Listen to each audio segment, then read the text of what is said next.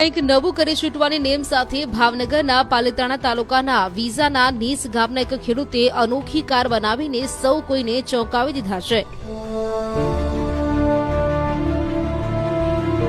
આમ તો આપણે સૌએ પેટ્રોલ ડીઝલ કે પછી ઇલેક્ટ્રિકથી ચાલતી ગાડીઓ અચૂક જોઈ છે, પરંતુ ખોબાચીવડા ગામના સાદુરભાઈ નામના ખેડૂતે સોલારથી ચાલતી કાર તૈયાર કરી છે। નવાઈની બાબત એ પણ છે કે સાદુરભાઈએ એન્જિનિયરિંગ કે પછી વિદેશની કોઈ ડિગ્રી મેળવી નથી, પરંતુ માત્ર BA ચોપડી સુધીનો જ અભ્યાસ કર્યો છે। ખેડૂતે પોતાની આગવી કોઠા સૂઝની મદદથી અનોખી કાર તૈયાર કરતા આસપાસના પંથકમાં તેઓ આકર્ષણનું કેન્દ્ર બન્યા છે।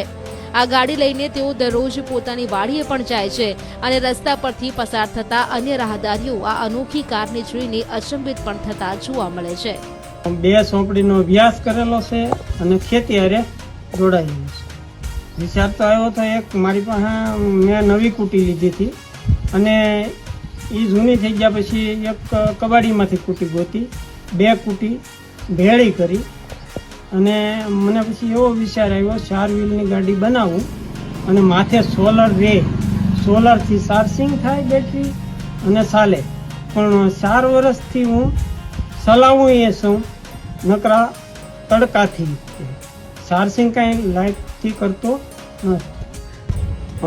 પહેલાં કૂટી 2 જૂની લીધી અને જૂની કૂટી લઈને એના વ્હીલનો ઉપયોગ કરવાનો વિચાર્યું અને કબાડીમાંથી ટેરિંગ લાવ્યું અને રેટ એક લાવ્યો ટેરિંગ વાળવાનો અને પછી પ્રોસેસ શરૂ કરી 4 વ્હીલ જોડવાની। એટલે એ વ્યવસ્થિત 4 વ્હીલ જોડી અને પાછળ જે કૂટીની હતી એ પાછળ રાખ્યું મોટું બિલ અને એને કનેક્શન આપી કંડક્ટર હારે અને બેટરી હારે જોડાણ આપ્યું। 48 વોલ્ટની બેટરી અને 100 એમ્પેર અને ગાડી ચાલતી થઈ। પછી મેં વિચાર્યું સોલર ઉપર નાખી દઉં અને એનાથી ચાર્જિંગ થાય અને પણ એ ચાલે છે,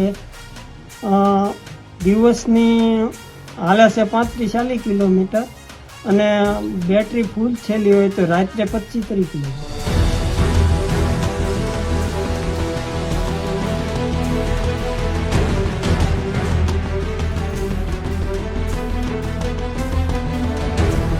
અનોખી કાર બનાવવા માટે સાદુરભાઈને 4 મહિના જેટલો સમય લાગ્યો અને 65 થી 70,000 રૂપિયા જેટલો ખર્ચ થયો છે। નવાઈની બાબત એ છે કે આ કાર તૈયાર કરવા માટે કોઈ પણ વ્યક્તિની મદદ નથી લેવામાં આવી, પોતાની કોઠા સૂઝથી જ આ કાર તૈયાર કરવા